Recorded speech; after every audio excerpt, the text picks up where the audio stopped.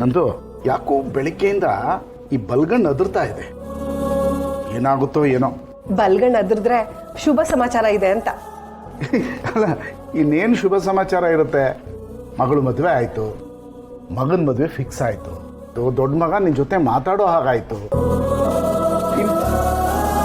ಓ, ದೊಡ್ಡ ಮಗನ ಮದುವೆ ಏನಾದರೂ ನಿಮ್ ಬಾಯಿ ಹರಕೆಯಿಂದ ಹಾಗೆ ಆಗ್ಲಿ. ಅದಕ್ಕಿಂತ ಶುಭ ಇನ್ನೇನಿದೆ? ಇಲ್ಲಿ ನಡೀತಿರೋ ಎಲ್ಲಾ ಶುಭಕ್ಕೂ ಆ ಶುಭನೇ ಕಾರಣ. ಚಿನ್ನದಂತ ಹುಡುಗಿರಿ ಅವಳು. ನಿಜ.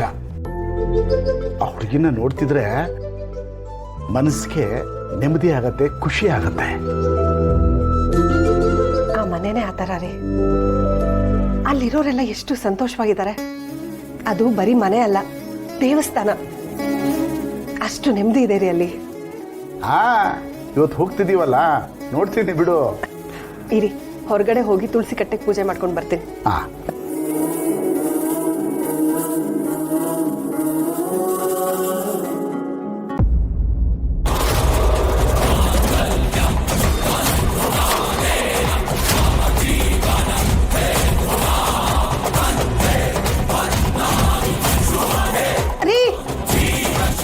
ಬನ್ನಿ ಇಲ್ಲಿ.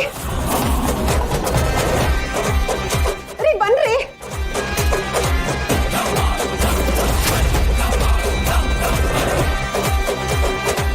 ಓ ಶಿಟ್.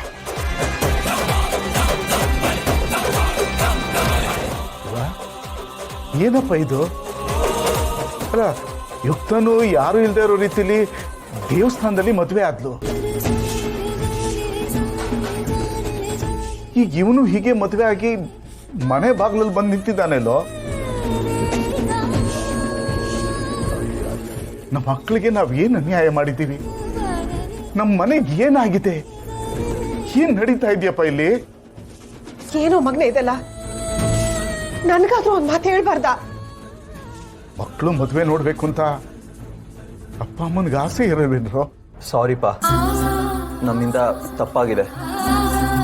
ಆದರೆ ನಾವೀ ತಪ್ಪು ಮಾಡಿರಲಿಲ್ಲ ಅಂದರೆ ಇದಕ್ಕಿಂತ ದೊಡ್ಡ ತಪ್ಪಾಗ್ತಿತ್ತು.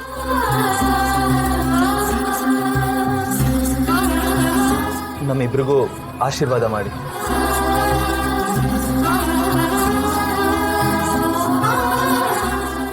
ಇದನ್ನೆಲ್ಲ ಫಸ್ಟ್ ನಾನು ಮೇಡಮ್ಗೆ ಹೇಳಬೇಕು. ಅವ್ರು ಮಾಡಿದ ಪ್ಲಾನ್ ಎಲ್ಲ ಹಾಳಾಯಿತು. ಬಟ್ ಇದನ್ನ ಫಸ್ಟ್ ತಿಳಿಸ್ಬೇಕಾದವ್ರಿಗೆ ತಿಳಿಸ್ಬೇಕು.